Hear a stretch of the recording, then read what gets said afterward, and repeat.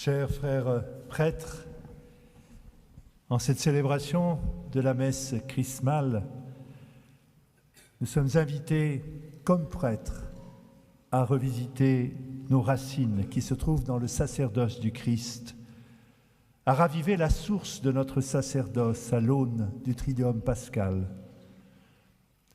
Dans cette montée vers Pâques, 3 gestes liturgiques actualisent cette identité sacerdotale. D'abord, la vénération de la croix au cours du Vendredi saint.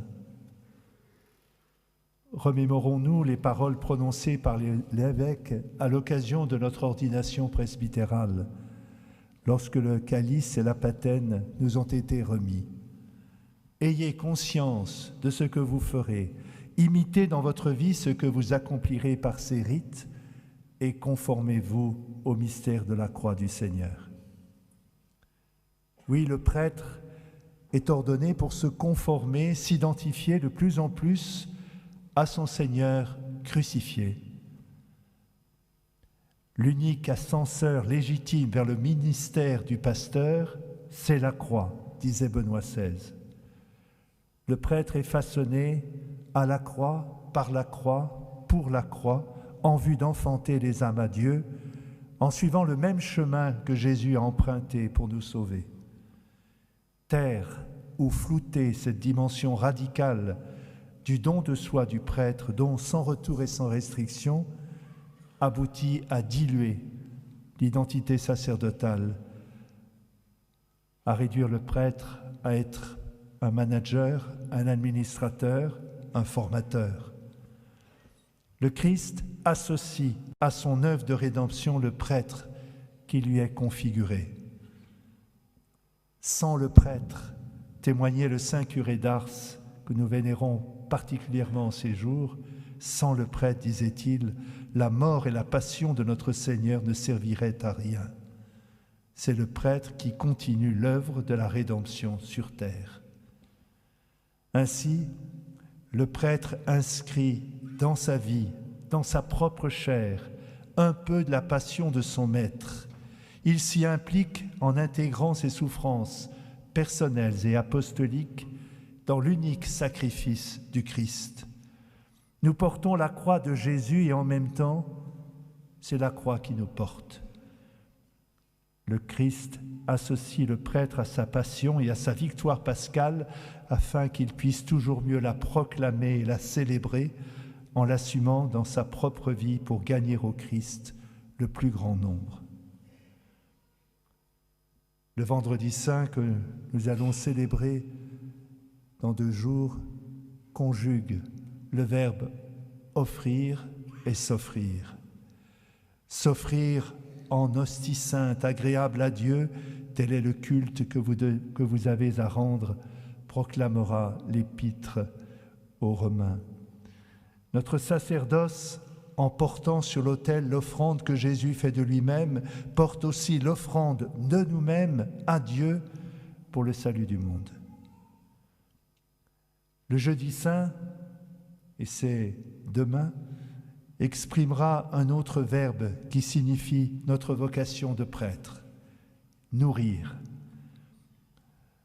Le pape François disait, je le cite, « Quand Jésus dit à la scène, prenez et mangez-en tous, car ceci est mon corps livré pour vous », ces mots ne doivent pas rester sur l'autel, ils doivent être intégrés dans la vie du prêtre, ils sont son programme de vie quotidienne. Nous ne devons pas seulement les dire in persona Christi, nous devons les vivre à la première personne. Prenez et mangez, ceci est mon corps livré pour vous, continuait le pape. Ces paroles de l'institution eucharistique dessinent notre identité sacerdotale. Elles nous rappellent que le prêtre est l'homme du don de soi chaque jour, sans vacances et sans pause. Chaque messe façonne peu à peu le prêtre jusqu'à ce qu'il devienne ce qu'il célèbre. Corps livré, sang versé, amour offert. Le prêtre se nourrit de l'Eucharistie. Il trouve dans la célébration de l'Eucharistie la source même de son identité profonde, l'essence de son charisme propre, la nature même de son ministère, de son intimité avec le Christ. Rappelons-nous encore ces paroles fortes du pape Jean-Paul II. L'Eucharistie est la raison même du sacerdoce. Le prêtre existe pour célébrer l'Eucharistie. On ne peut comprendre le sacerdoce sans l'Eucharistie. Nous y trouvons la signification de tout ce que nous faisons d'autre. Elle affecte notre vie tout entière. Engagé corps et âme, le prêtre parvient dans l'Eucharistie au sommet de son ministère. Comme pour l'Eucharistie, la présence de Dieu se cache dans la vie du prêtre. Elle doit habiter son humanité, son affectivité, son intelligence, mais aussi ses limites, afin que Dieu se serve du prêtre pour incarner sa présence au monde, manifester l'actualité de son salut et de sa miséricorde. Chemin de foi, chemin de croix, notre ministère presbytéral est fécondé, édifié à chaque messe par le mémorial eucharistique que nous célébrons. Oui, la vie du prêtre est une vie eucharistiée, c'est-à-dire transformée. Depuis le jour de son ordination, la grâce de Dieu épouse les contours de son existence et de ses fragilités pour le faire accoucher d'une existence nouvelle, dévouée à Dieu pour le service de ses frères et sœurs au cœur de l'Église. Toutes les œuvres, tous les apostolats, tous les services pastoraux du prêtre se déploient alors par cercles concentriques à partir de l'Eucharistie et dans son rayonnement. Assis, à l'écoute de la parole de Dieu près de la table eucharistique pour s'en nourrir, debout, comme Marie au pied de la croix pour offrir le sacrifice du Christ et nous offrir nous-mêmes à lui, le prêtre est invité particulièrement en ce triduum. Il est invité à l'agenouillement, dans un geste à la fois d'adoration et de service de nos frères et sœurs, comme le rappelle le rite du lavement des pieds que nous célébrerons demain soir dans nos communautés. Le temps liturgique du carême commence par la tête avec les cendres et s'achève par les pieds au moment de ce lavement. Notre ordination sacerdotale en laquelle s'inscrit le ministère diaconal nous conforme au Christ serviteur. Je suis venu non pas pour être servi, mais pour servir et donner ma vie en rançon pour la multitude, nous dit Jésus. La présence de nombreux diacres permanents en cette cérémonie nous rappelle, nous signifie cette posture de service. La charité pastorale est chemin de sanctification pour le prêtre. Il est mis à part pour être au service de tous, jusqu'au plus lointain.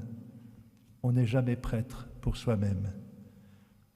Il y a une manière évangélique de servir à la suite du Christ qui nous libère des dérives multiples du service réalisé à la manière du monde.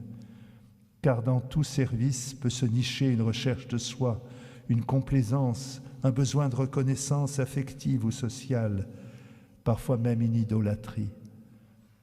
Le service pastoral peut tenir en otage celui qu'on aide, l'infantiliser, exercer une emprise abusive dans un rapport de séduction et de manipulation. En langue germanique, le don, gift, se traduit par le même terme que le mot prison.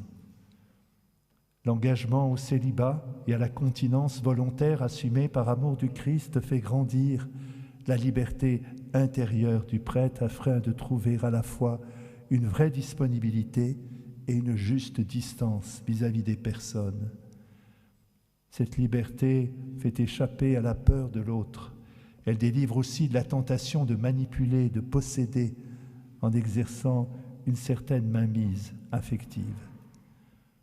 Tout au long de l'Évangile, Jésus nous apprend comment exercer une vraie diaconie dans une disponibilité, une attention délicate vis-à-vis de chacun.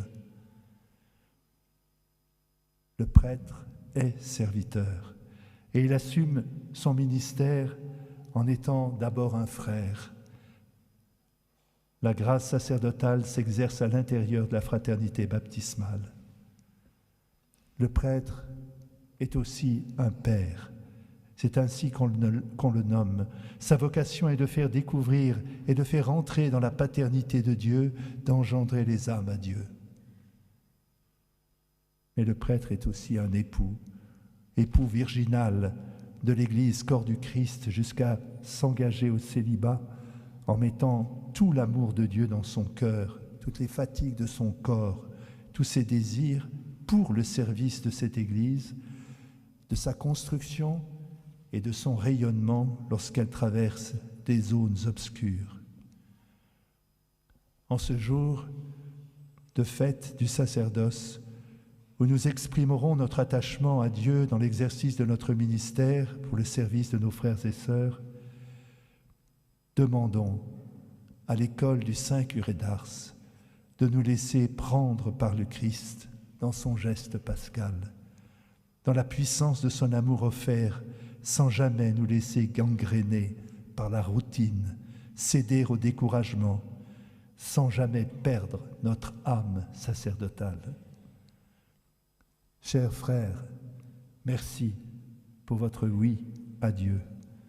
Le temps d'épreuve qu'a traversé notre diocèse a été, pour moi comme pour vous, humiliant, déstabilisant, mais sanctifiant. Qu'il nous soit une opportunité aujourd'hui, et dans la lumière de la célébration pascale, de nous ressaisir de la beauté de notre vocation sacerdotale, de recentrer notre ministère sur le Christ, de servir la communion missionnaire que doit être notre Église. Que notre miserere, que nous allons prononcer en ces jours de Triduum, devienne dimanche à la suite du Christ un vrai Alléluia.